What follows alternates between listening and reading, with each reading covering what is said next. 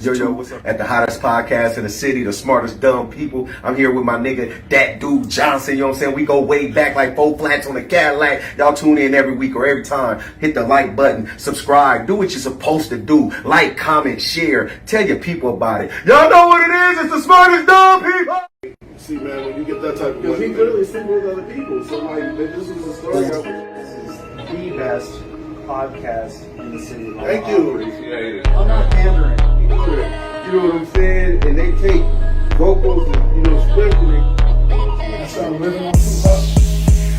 You're a real hustler, huh? That's pretty neat. Into it. But I also met Team, they know she likes to go outside, play soccer by herself.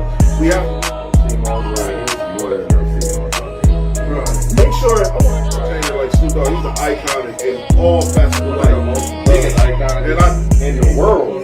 But I feel like they cheat stupid. They gonna get caught. Yeah, they cheat with their dick like we cheat with our mind. I feel like no more. But before I let you explain that, I want to show a little clip of a little monster. I'm on Pandora, YouTube.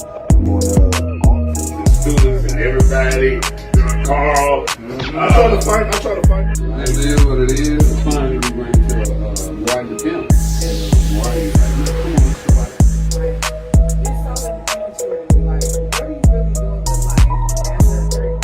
There's two cats. No, you can hustle in many ways. There's two cats in high school. This is the coldest fucking thing that's going on. Wall. These the realest niggas out Yeah, you already know. Like for real, like this. God, I go off the mentality of the woman, and I know if I know my woman.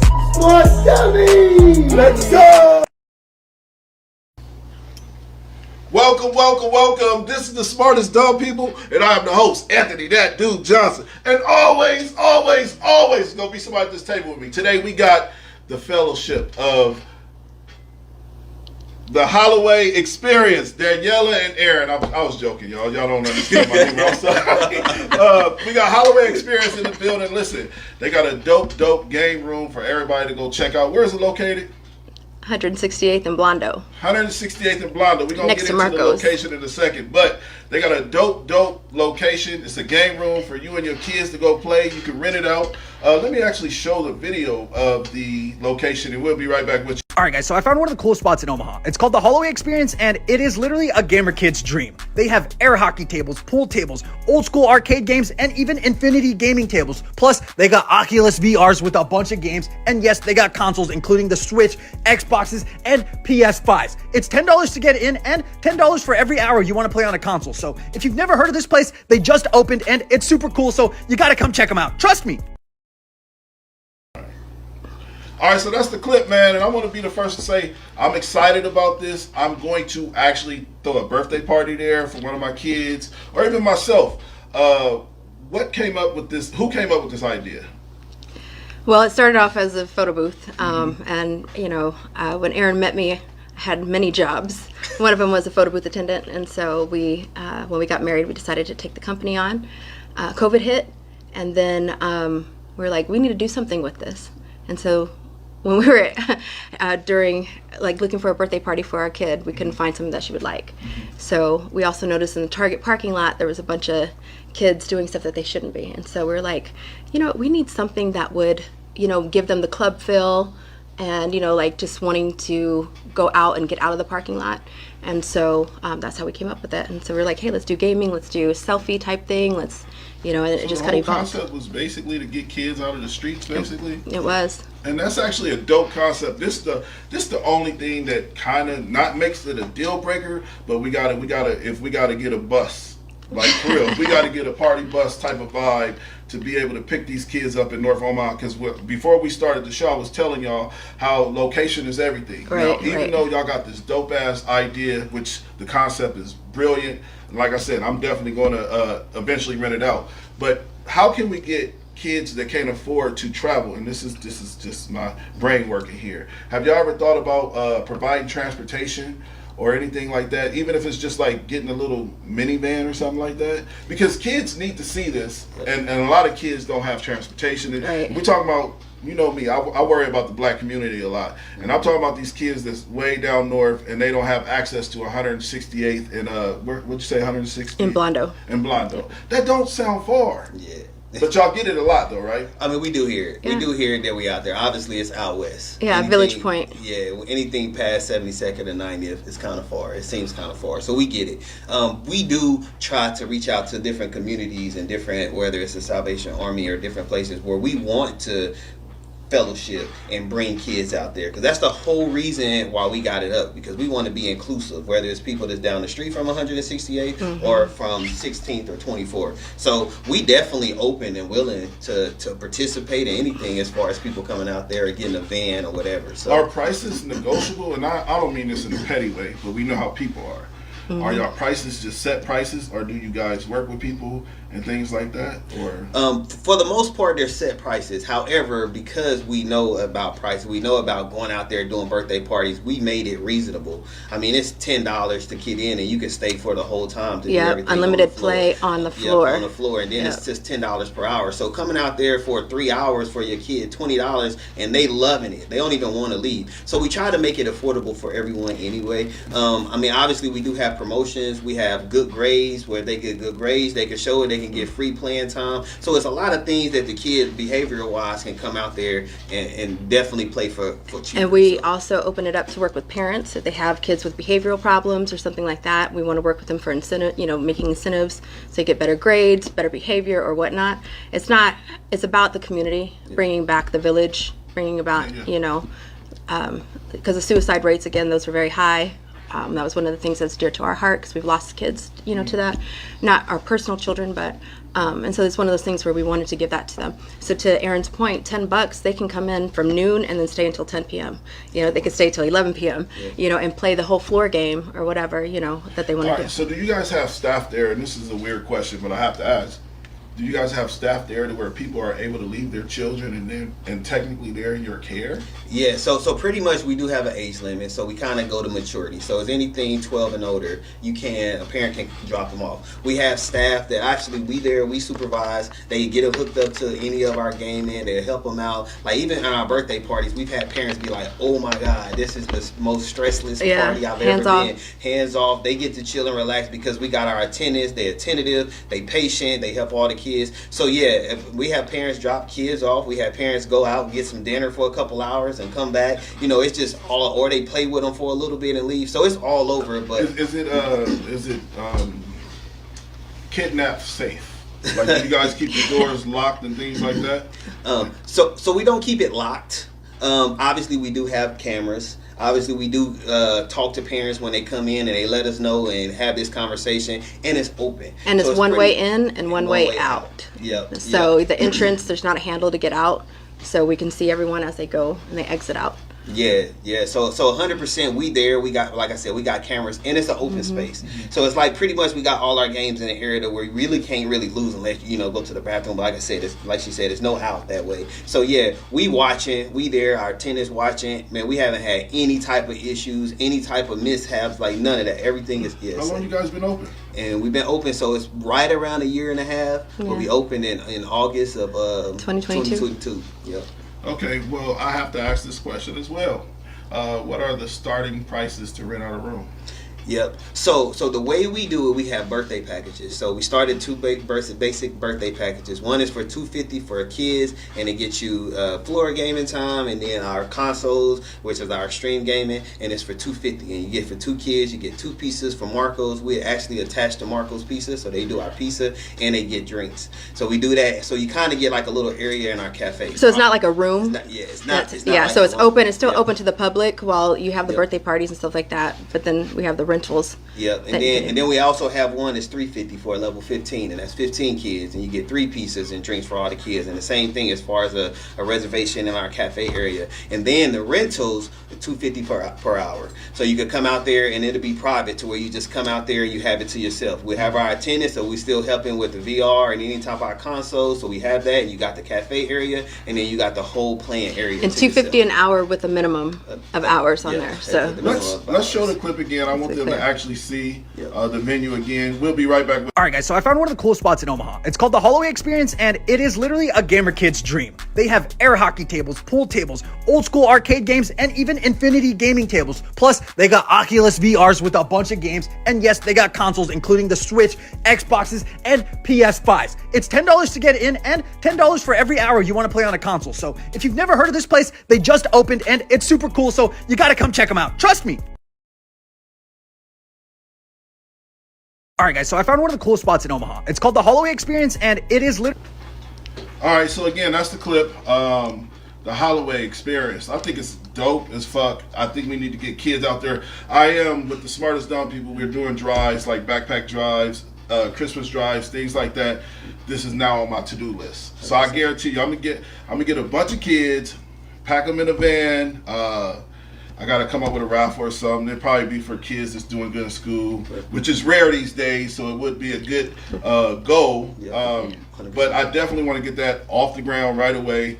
I want to rent out the venue for a couple kids, not a couple kids, whatever my budget is. It could be one kid. It might be one kid, it might be 10. It just depends on what my budget is. I'm going to do that with y'all. We're going to work something out to where we can get some kids out there. And let's talk about those drives also, because we'd like to participate in those drives as well. Yeah. 100%. And coat drives, backpacks, all that stuff. Community oriented. So even those things that you're thinking about, we definitely want a partnership because we want to help out too. Right. I mean, that's if what we're you here get for. one, we're sponsor one. You get one, we sponsor one. So it's just one of them things that we want to get experience, and that's the whole point of the experience. And my wife, she talk about experience like I hear it all the time. She like, I want the experience. Like that's the whole point of this, to give people experience and memories and family bonding and stuff like that. So yeah. All right, so y'all ready to start the show? Yeah, let's start it. This is where the show gets interesting.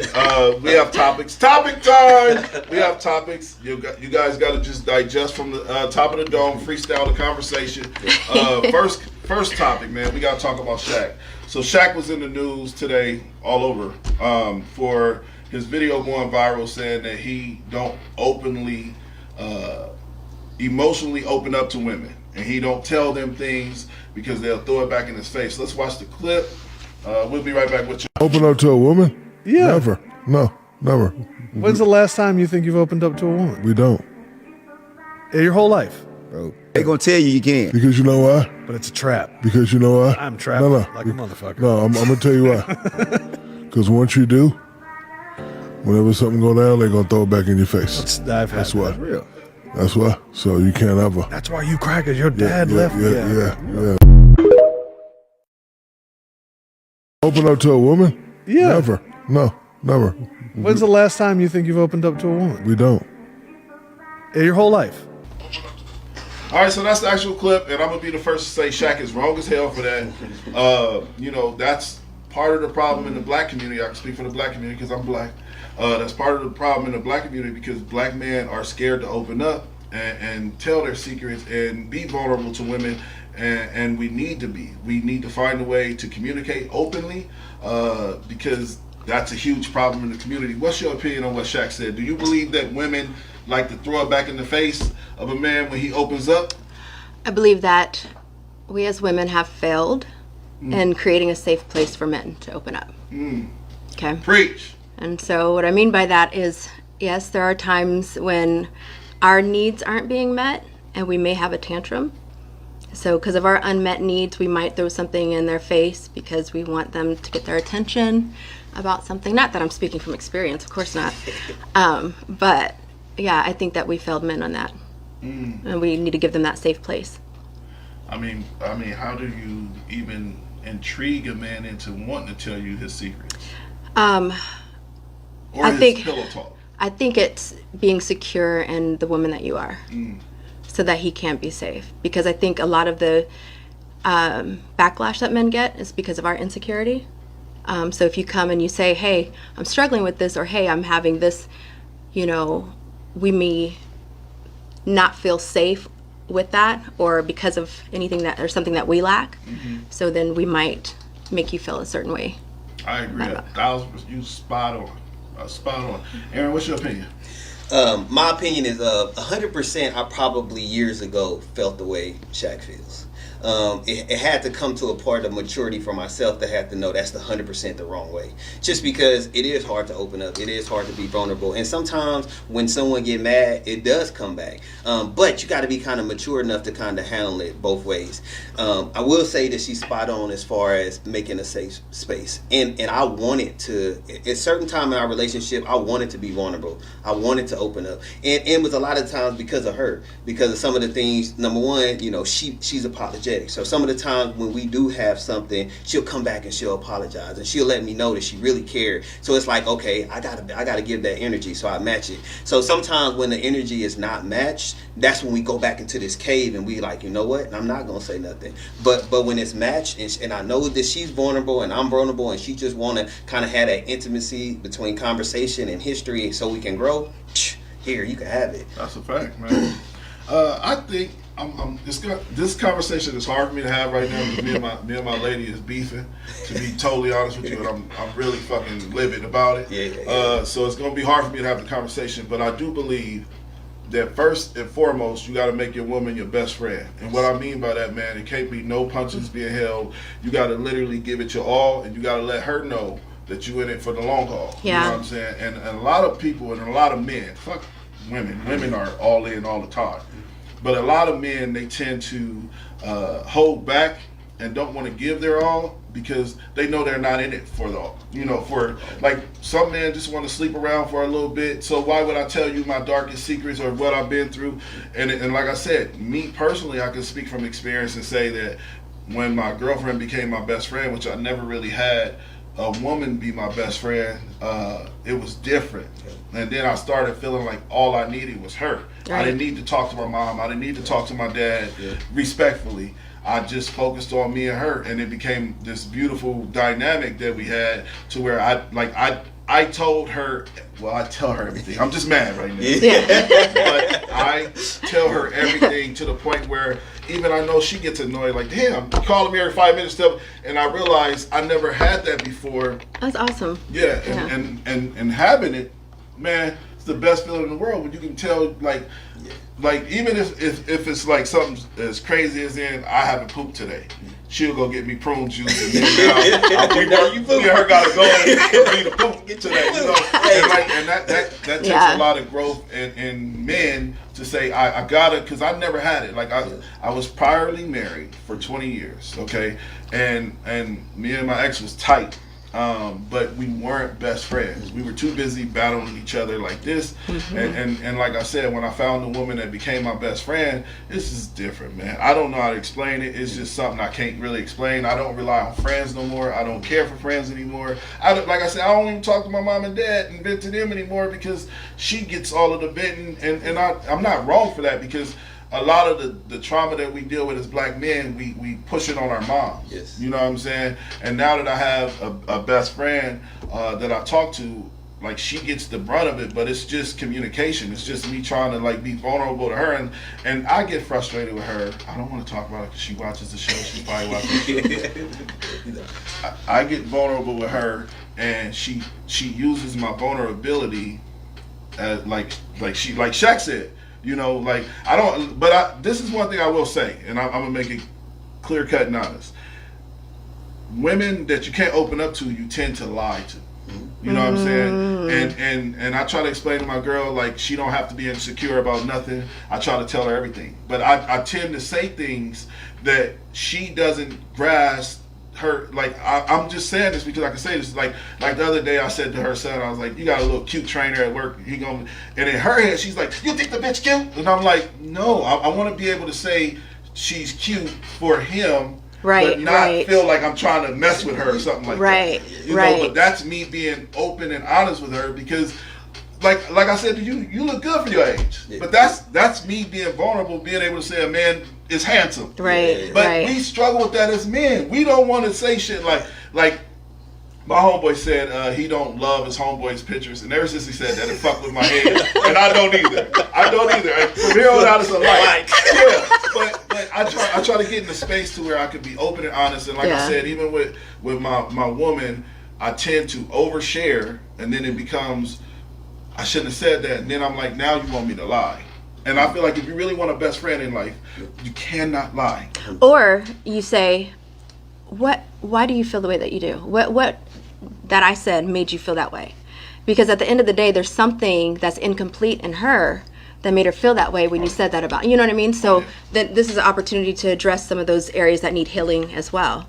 You know? Well, I do the best job of and I don't want to make this Anthony therapy session, but I just was never really a one-woman man like I should have been. And gotcha. Now that I am, I want to be honest about everything. I don't cheat. I don't do anything weird. I don't text message women. I don't do any of that. Yeah. Agree. So now that I have that, I'm going to be honest with you and say, hey, the little cute trainer is going to train. You know, you might feel some type of way, but I don't look at the trainer that way. I just wanted to let her son know he's dealing with somebody that's kind of cute for it, you know. Right. And that's just as adults, as you know, spouse being in a relationship, we have to understand each other's limits and space and levels. So she may not be at that level. So you gotta maybe, you know, because we human, you know, we flawed. So we gotta try to get to that. So even though you pass it, you understand it, you already there. She may not be there. So sometimes we gotta kind of help them get there. We gotta be mature, be patient, and let them heal and let them process. And so do we have to do that for the men too. We have to let them heal and process. I'm just saying in a situation, it comes from both sides. I mean, because you know, you have to do the same thing for me as far as me opening up, because you know she was one that tell everything. You know, it's here, it's bam, it's putting it all out there, and I'm like, I'm reserved, and I don't really talk. But I knew it kind of affected our relationship because she didn't know it. She didn't know what I was feeling. She didn't know what I was reading, and then she take it to her own perception. You mad, you angry, you not, you know, or whatever. So I gotta be okay, but. She up here, I'm way down here. We got to try to come to the middle because I'm not gonna get way up there.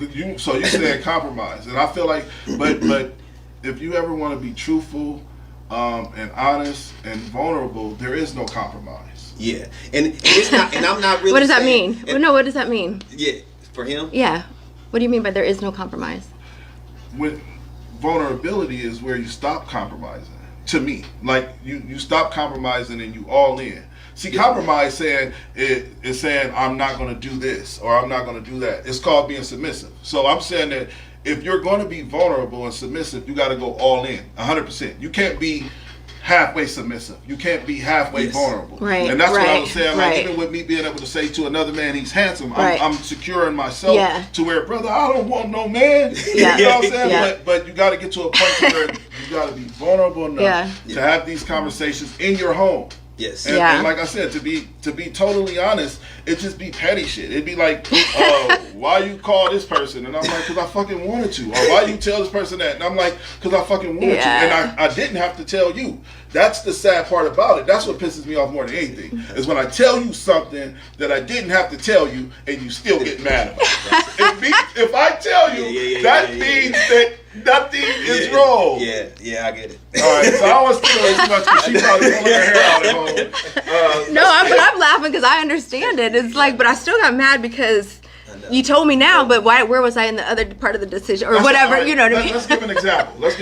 On you and Aaron. So Aaron said, yeah, this girl tried to touch me in the store. Oh, that's different. Right? Like, and he was like, no, she tried to touch me in the store. And then you get mad at him like, well, what'd you let the bitch touch it for? And he's like, but I didn't let her touch me. She touched me. And then now y'all arguing, but you have to understand he told you. That's the key. The key is most men hide things like that. They wouldn't tell, something like that. Yeah. But if you tell her that, that deserves the respect for her not to be offended by you. And kind of experience wise, that started before the story.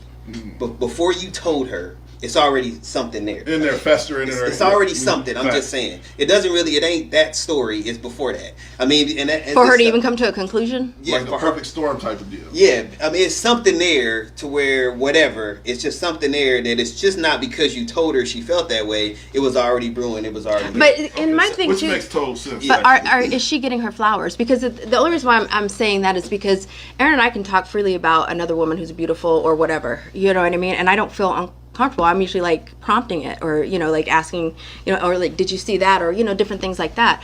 And I can do that because he gives me everything I need And I'm not saying you're not doing that, but I'm just saying he gives me everything I need to feel confident in that area, to where I know that if we are looking at a woman, it is for her beauty. It's not because he desires to be with her. You know what I mean? That's actually, we can have this conversation right now. I don't look at other women when I'm with my woman. I just don't. And I don't look at other women when I'm not with my woman. He doesn't either. I have to like be look. But like, look. This is my personal belief on a woman that does that.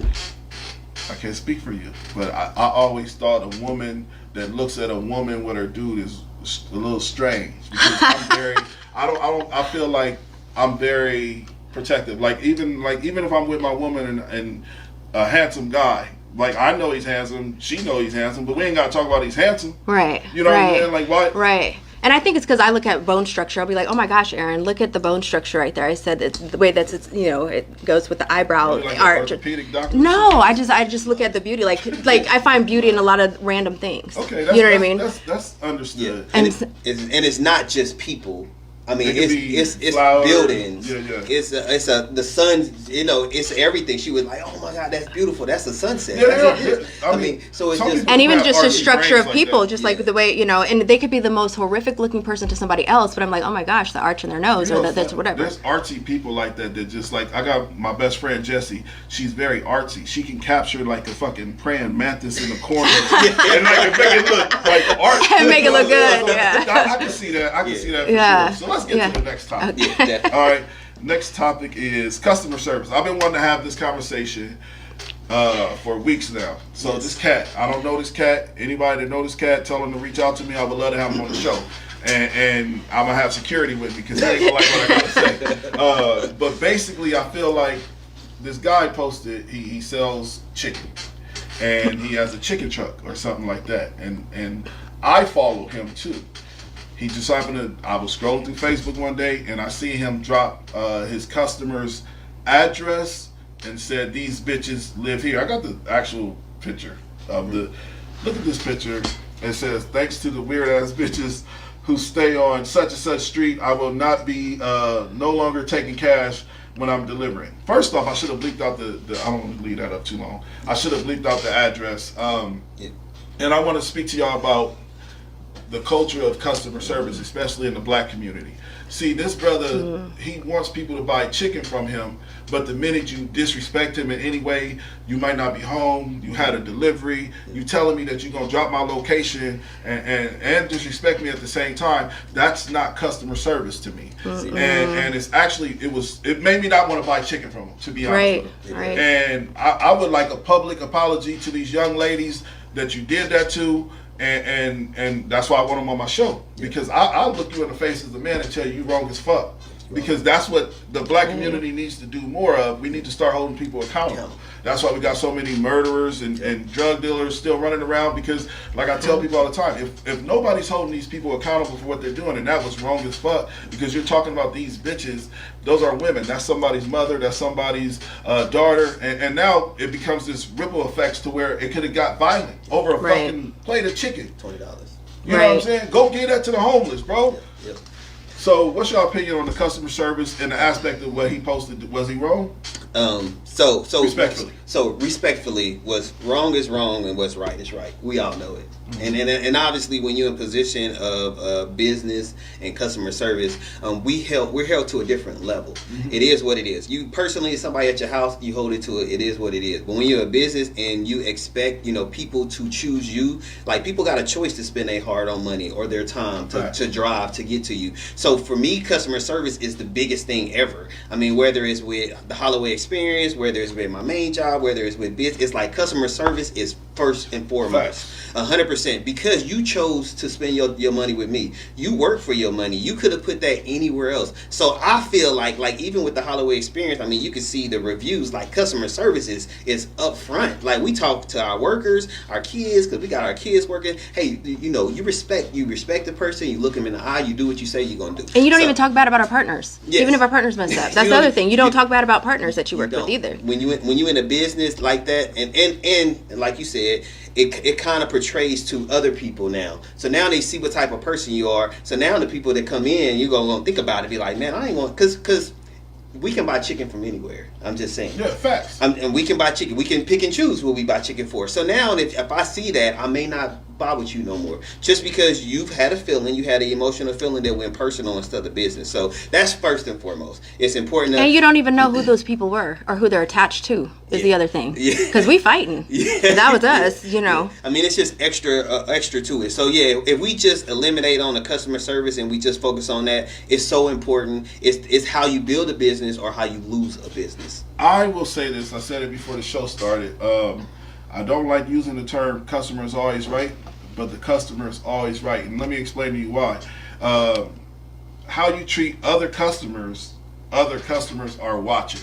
And that's very valuable. Like the UPS store I work at, I might be talking to an old lady that needs help with her phone, and this lady is watching me from a distance. She's like, I want him to help me. I want to wait till he's done. Now imagine that experience of a customer walking through the door, and I'm like, fuck you, bitch. Get out the store, bitch. That customer that's walked in is seeing that same thing. So to me, the customer is always right, because it don't matter which customer you're attacking, you're still attacking the customer, and I could be your next target. So it's reputation. Like I said, it's your reputation. This brother that sells chicken, I don't think a motherfucker make chicken that delicious to be talking about anybody like that. I don't think it. Now, you can prove me wrong. I have a food review show. You can bring me some chicken. We can sit down and we can talk about this as two black men trying to do it in the small business game. But I just want to talk to you about putting these ladies' address up, calling them out their name. Like I said, that's somebody's daughter, that's somebody's mother, and we got to stop this in our community, because customer service, to be honest with you, I was told by multiple people that was supposed to shovel my driveway and they never made it to shovel my driveway, and it pissed me off, because the minute I go spend it with the white man, we need to be accountable for what we're doing. Yes, we need to be accountable for what we're doing. We need to be men of our words, and we have to have integrity with it. And stop lying. I mean, serious. Stop lying about why you're not completing a job, or stop lying about why you didn't show up. Just stop, you know? It's to the point where, like, even y'all, I kind of knew y'all was going to show up because I looked at y'all character on Facebook.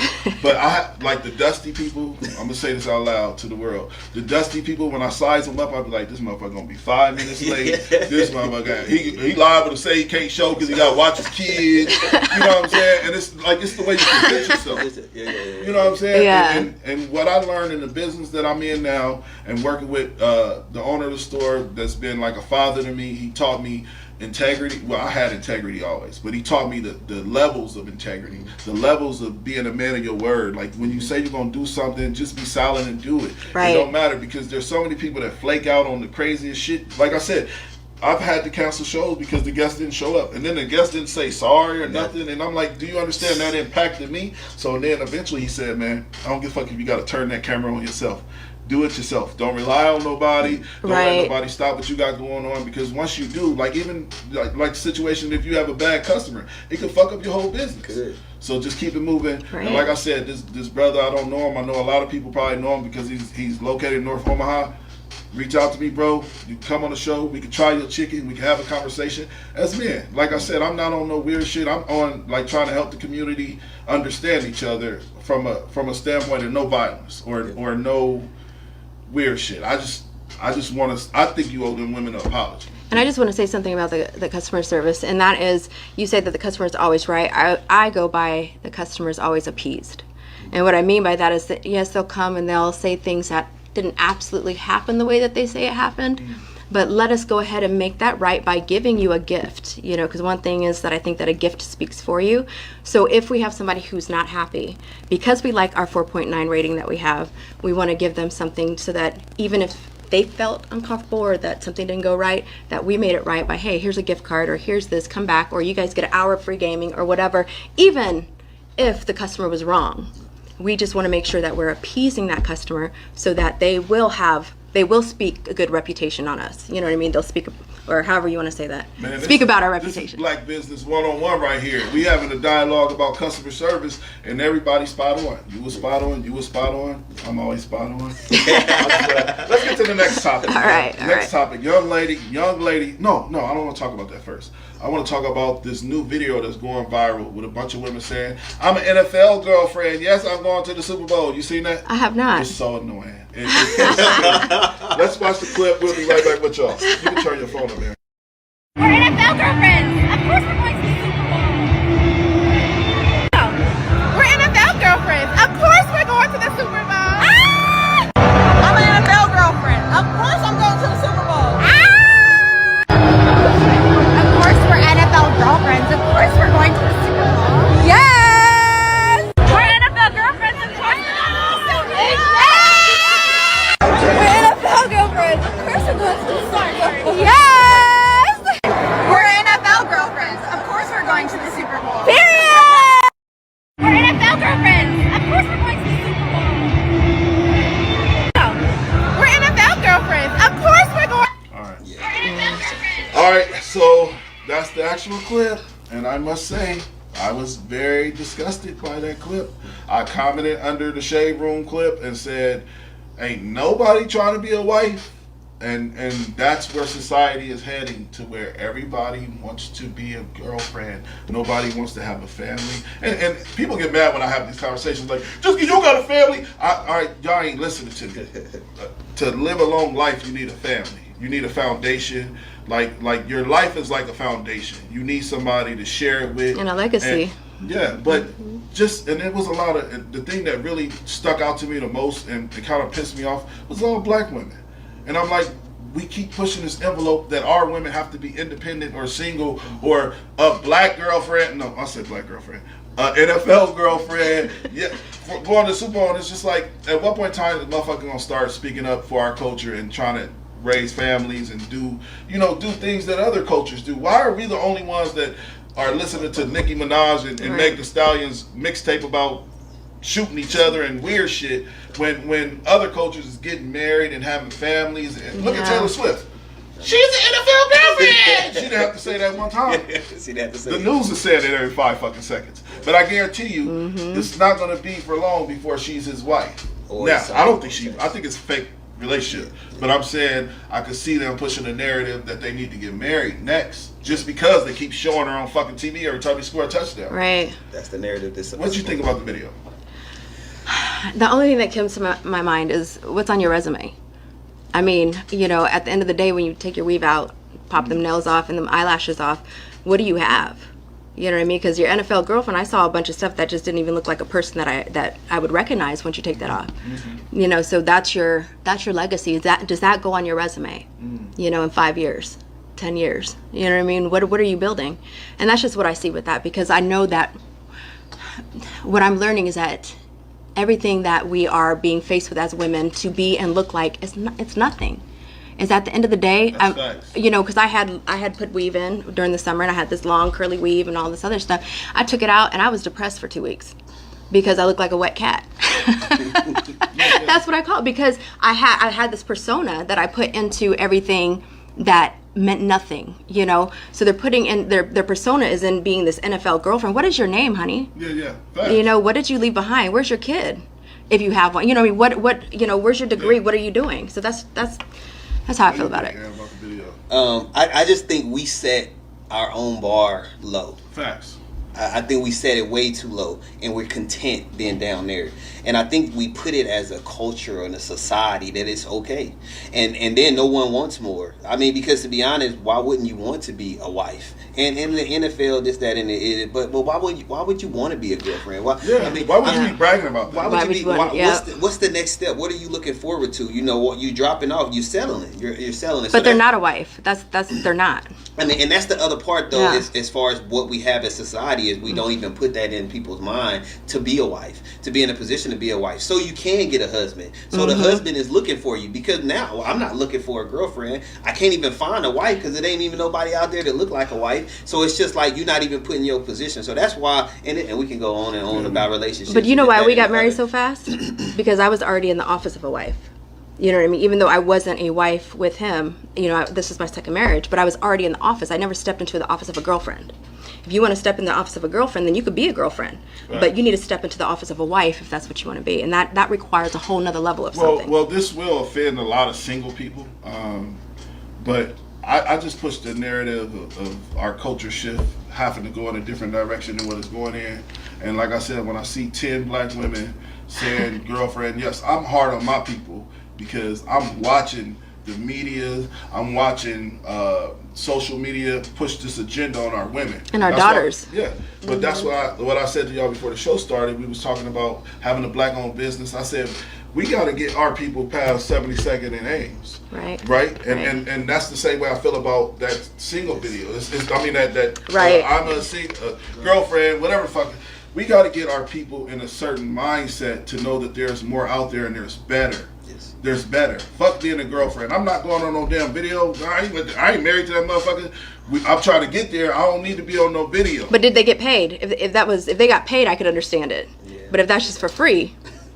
Well, then they become for sale. You know, we're not talking about prostitution. I'm not talking about like that. Okay, so let's get to the next topic, man. Young lady comes out and say single mothers are raising the worst kids. She says she know women is going to get mad at her for this, but she was kind of speaking the truth, brother. You going to want to listen to this. Let's watch the clip. We'll be right back. We are in a fucking crisis, a pandemic with this single mother and shit. But it is a proven fact that single mother households produce the worst product. Facts. That's It's a 100% fact, yeah. If you take 2-parent households, single father household, single mother household, statistically based on facts, the household with the woman heading it by herself produces the worst product. And for our people, for black people, for African American people, those single mother households are the reason why prisons are filled with a good majority of our You are 100% people, right. So these are facts. You sit this on the table. Here go the fact. And then you say, so y'all need to start valuing men being involved in the lives of your children. I can't make you be with your baby daddy, or we can't say that somebody has to stay with somebody, because we know that children are being born out of situations where the two people aren't healthy together. Yeah. But you having access to a man and a woman during your upbringing needs to be brought back. I gotta laugh when I say this, because you know the females get so mad, but we are in a fucking crisis, a pandemic with this single mother and shit. But it is a proven fact that single mother households produce the worst product. All right, so that's the clip, and I'm going to be the first to say I had a guy by the name of Stephen Abraham on our last show, and he was talking about how wording is everything. So I want to get rid of the word baby daddy, okay, and I'm going to explain to you why. If you have a real father in your child's life, regardless if y'all together or not, he is not a baby daddy. First thing, let's the negative connotation has to be baby daddy is negative. That's first thing. Like let's in the community. Let's stop saying my baby daddy. I got my baby daddy. No, is he a father to your child?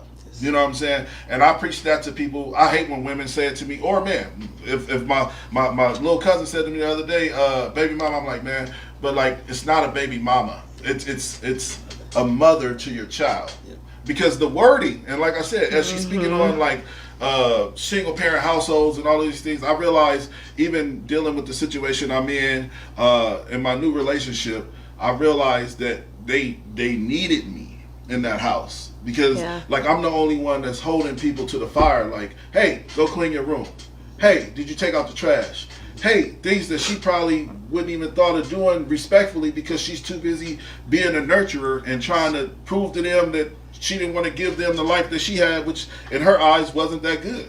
So as a man, I don't give a fuck. I worked hard to put us in this position so I could tell you what to do, because I'm going to lead you in the right path. So when we talk about wording, baby daddy, single mothers raising children by themselves, I think it's a situation where we got to get pulled back and start being more men in the households. But again, when we're using the term baby daddy, it kind of like separates the child. Like, it minimizes everything. It minimizes everything. What's your opinion about what she was saying about single mothers raising kids? They wind up worse. From a mother's standpoint. I am a traditional type woman, so I do believe in the 2-parent household. I was also the product of a single father household. So I see both sides of the coin. And then I went to live with my mother at 14. Night and day. And it is a very sensitive topic, because I've been married, been single, all that other stuff, and when I couldn't rest on my husband, I had to rest on God, but there is no making it on my own. There was no making it on my own.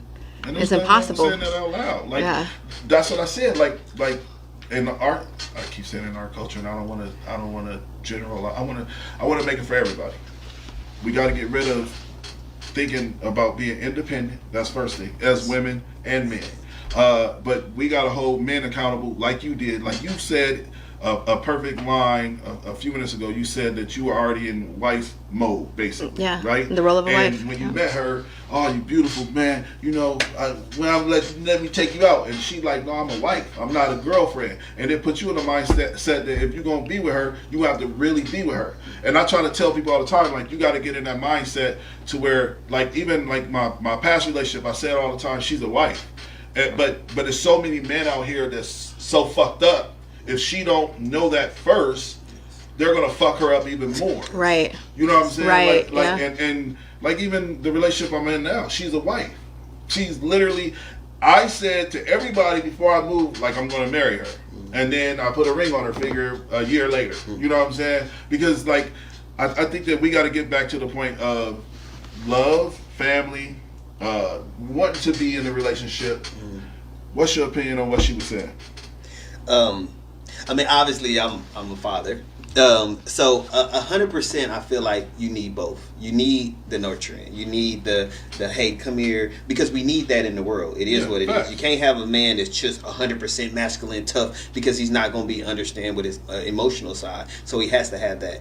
But also on the other side of what needs to be done to make it in the world, I think a lot of that comes from the father. It comes from showing up. It comes from leadership. It comes from actually going out there and make stuff happen. And then to be able to focus on, because like you said, sometimes the mom is focusing on this. Hey, yes, do this, because you're going to leave here. And you got to be able to do this, And we're unstable. Let's just be real. Yeah.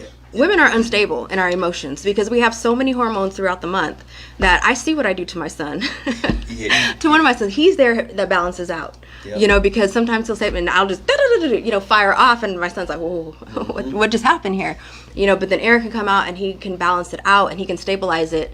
You know, so I just, if I didn't have Aaron balancing out my emotions when it comes to the kids and how I sometimes am not regulating my own emotions with them, I could understand how they would be all over the place, especially when it comes to relationships or how my son perceives women.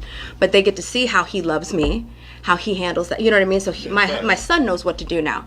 Without that, you don't know what to do. And then the other part with the single parent household is sometimes the people that they choose. So their children are watching these people go in and out their life that don't value their mother or don't value their father. Right. And so now they're understanding relationships that way.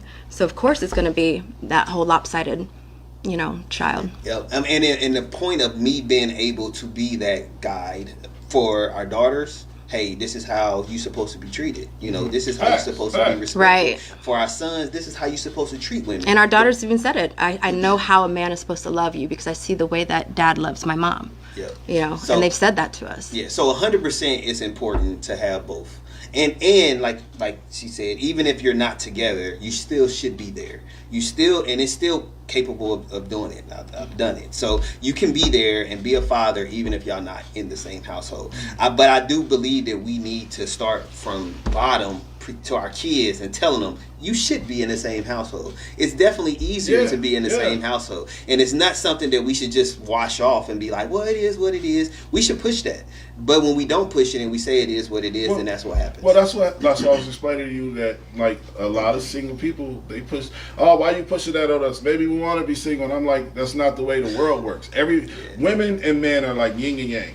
And like a foundation, like I was saying, a foundation cannot be built with one of the other not being there. Yes. And I hate that people push this agenda to be single when they all know everybody wants somebody. Yes. And don't get me wrong, I got some people in my life that are really close, and I be telling them everybody needs somebody. No, fuck, I don't want no man. And in my heart, I know they do, but they just accepted that they'll never get a man at the speed they moving. Yeah. You know what I'm saying? Like, whether it's not wanting to take care of themselves physically, whether they don't want to get ready and go on a date and do their hair. But you see, they've already taken themselves out of an office. Yes. Yes, immediately. And it's hard for someone to put them in that position. Yep. Hey man, I must say this is one of my best shows yet when it comes to. I did not think this was going to work with a wife and husband on the show. I just didn't think the dynamic would be there. But y'all actually giving really good fucking game. And shit, I feel like I was in a little bit of marriage. Here, let's get one more topic in, man. It's only right because we was talking about fathers being in the household. So this young brother, he took his daughter to school. He woke up early, took his daughter to school, don't never get to take her to school or something like that. And basically he cried. And he said, all I did was give her sausage and pancakes. Let's watch the clip. We'll be right back with y'all. Son told me not to drink last night so I can get up early in the morning, have a little father-daughter breakfast. That shit son told me, boy. For real. I remember I was legit, boy. I used to always have them father-daddy shit, you feel me? Nigga never, my daddy couldn't never be there, you feel me? Couldn't never be there. So, being up for my little girl, bro. Good little pancakes and sausage, boy. That's all it took, little pancakes and sausage. And seeing a smile on her face, dog. Just telling everybody, I got my daddy, I got my daddy, I got my daddy. Proud to say that I'm my daddy. You feel me?